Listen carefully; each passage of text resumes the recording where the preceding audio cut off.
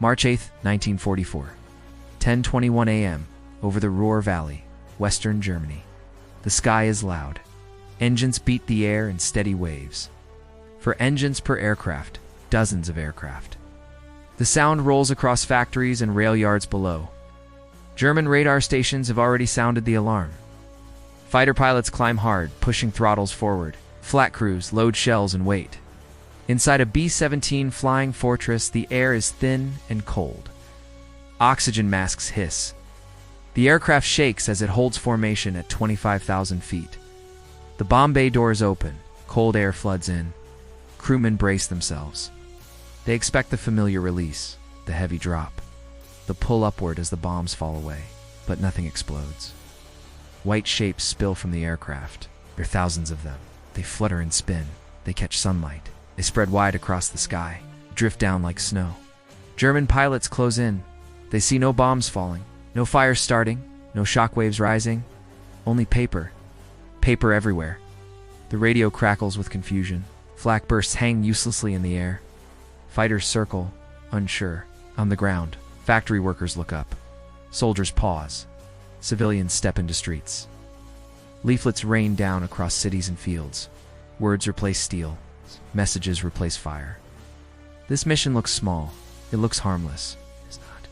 Because this moment is part of a much larger war. One fought not only with bombs and bullets, but with fear, doubt, and the slow breaking of belief. If you want more stories like this, make sure to subscribe, like, and share. The idea of dropping leaflets from bombers did not begin as a stunt or a joke. It came from hard lessons learned early in the war. By 1941, Allied leaders understood that modern war was fought on two fronts. One was physical, the other was psychological. Destroying factories mattered, so did breaking morale. Britain began large-scale leaflet drops early in the war. The Royal Air Force used small aircraft at first. They dropped simple messages over occupied Europe. As the war expanded, the United States joined the effort. American planners believed heavy bombers could carry more than explosives. They could carry ideas. The B-17 Flying Fortress was built for daylight bombing. It cruised at about 180 miles per hour. It operated above 25,000 feet, carried up to 13 machine guns. Its bomb load reached 4,000 pounds on long missions. It was designed to survive intense fire and bring crews home. That strength made it useful for psychological warfare. The B-17 could reach deep into enemy territory, could fly in large formations, could scatter leaflets over wide areas in a single pass, could do this even when weather or targets made bombing ineffective. The leaflets themselves were carefully planned. Writers, translators, and intelligence officers worked together. Messages were printed by the millions. They explained Allied victories. They listed German losses. They warned civilians to stay away from factories. Some spoke directly to soldiers, urging surrender or desertion. By late 1943, leaflet missions were approved alongside bombing operations. Some flights carried only paper. Others carried both bombs and leaflets. The goal was simple: shake confidence, spread doubt, force the enemy to think even under fire. At first, many air crews doubted the idea. Bomber crews were trained to destroy targets, not deliver messages. Some pilots thought leaflet drops were a waste of fuel and risk. Flying over Germany was deadly. Every mission meant flak, fighters, and loss. Early leaflet flights faced problems. Paper jammed release mechanisms. Bundles broke apart too early or too late. Some dropped into forests or empty countryside. Crews joked about it. One report described a mission as, quote, an expensive way to litter Europe. German reactions added to the confusion. Early intelligence reports suggested civilians ignored the leaflets. Nazi officials claimed they had no effect. Propaganda units mocked them as weak attempts to scare a strong nation. Some German newspapers printed cartoons showing Allied bombers throwing paper instead of bombs. Losses still occurred. At least a dozen leaflet-carrying bombers were damaged or lost on missions that produced no visible results. A navigator wrote in his log, quote, "We risked our necks for paper." But intelligence officers kept pushing. They tracked German reactions carefully. They intercepted letters. They read captured diaries. Slowly, patterns emerged. Soldiers mentioned the leaflets. Civilians kept them. Some hid them. Some shared them in secret. The weapon was not loud. It was quiet. But it was starting to work. By early 1944, Allied commanders refined the approach. Leaflet missions were planned with the same care as bombing raids, where their wind speed, altitude, and drift were calculated. Bundles were redesigned to open at precise intervals. Crews practiced timing again and again. They learned where leaflets mattered most: industrial cities, rail hubs, military training areas, areas near airfields. Drops were timed just before or after bombing raids. The message was clear. This is what we can destroy. This is what we already have destroyed. The strength of the leaflet campaign lay in scale and repetition. A single B-17 could drop hundreds of thousands of leaflets in one pass. A formation could drop millions, covered entire regions in minutes. The content evolved too. Messages became more direct.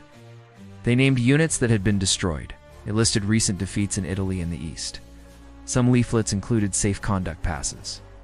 Others warned of upcoming raids and urged civilians to leave target zones.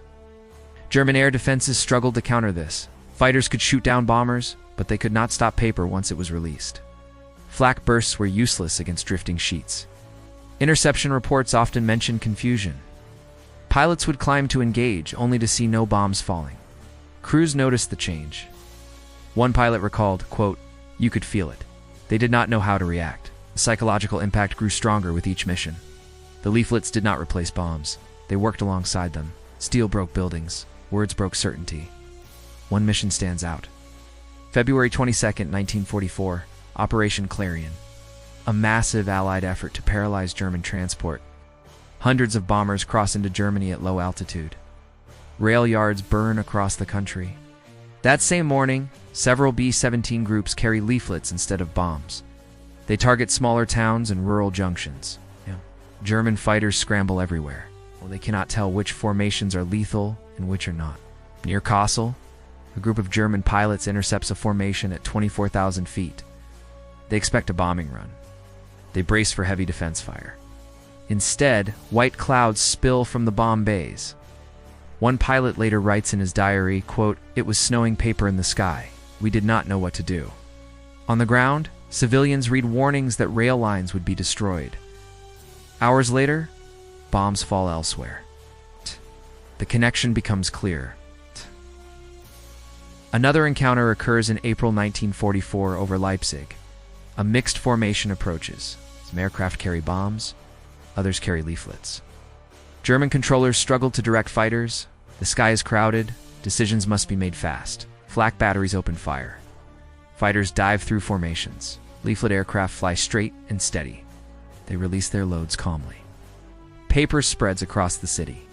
A factory worker later recalls finding a leaflet that listed cities bombed the previous week. His city was next. Quit his job days later and sent his family away. The most striking mission comes in September 1944. Allied forces are advancing on all fronts. The air war is relentless. Morale inside Germany is cracking. A formation of B-17s flies over Berlin in daylight. German defenses respond with everything they have left. Flak fills the air. Fighters make desperate attacks. The bomb bays open. Again, paper falls. The leaflets carry messages about the Allied advance. They mention Paris. They mention Rome. They mention the Eastern Front. They tell soldiers the war is lost. They urge surrender to save lives. A German flak officer writes later, quote, "We were ready to die that day. Instead, we felt something worse. Felt doubt. The mission ends without bombs, yet it leaves a deeper mark than many raids." On another occasion, near Hamburg, a B-17 damaged by flak continues its leaflet run, despite losing an engine. The pilot refuses to abort. Odd. He releases the paper over the target area before turning back. The crew later learns the leaflets were recovered by both civilians and soldiers within hours. Each of these missions follows the same pattern: confusion, surprise, reflection. The enemy expects destruction. Instead, they receive information. Industrial impact followed quickly. Germany was forced to divert resources. More fighters scrambled, more fuel burned, more flak fired at aircraft that carried no bombs. Air defense systems were stretched thin.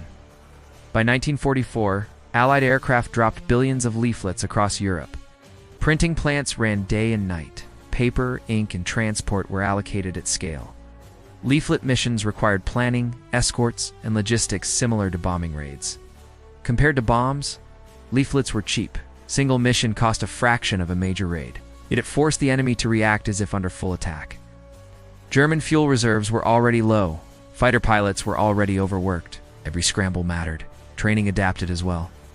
Crews learned psychological warfare procedures. Bombardiers became delivery specialists. Intelligence units refined messages based on captured material. The campaign became systematic. Enemy capabilities could not match this. Germany attempted its own leaflet drops, but lacked air superiority. Most were dropped by balloons or artillery shells. Their reach was limited. Their credibility was weak. The Allies controlled the sky. They controlled the message. The psychological impact on German forces was severe. Soldiers began to expect leaflets before bombs. Some units called them paper warnings. Others used darker slang. One infantryman wrote, quote, "When the paper comes, the bombs follow." Civilians reacted in complex ways. Some ignored the messages. Others hid them. Many believed them. Reports of factory absenteeism increased after leaflet drops. Civil defense officials complained that people fled too early. Pilots felt it too. German fighter aces reported frustration. They risked their lives to intercept formations that sometimes did nothing but drop paper. One wrote, quote, "We chased ghosts made of words. The leaflets attacked certainty. They named real events. They predicted real raids." Over time, trust in official propaganda weakened. Fear shifted from sudden death to slow inevitability. By late 1944, leaflet content changed again. Messages focused on surrender procedures. Safe conduct passes were printed in large numbers. They included instructions and assurances. Many German soldiers carried them by war's end. The final phase of the campaign saw refinements.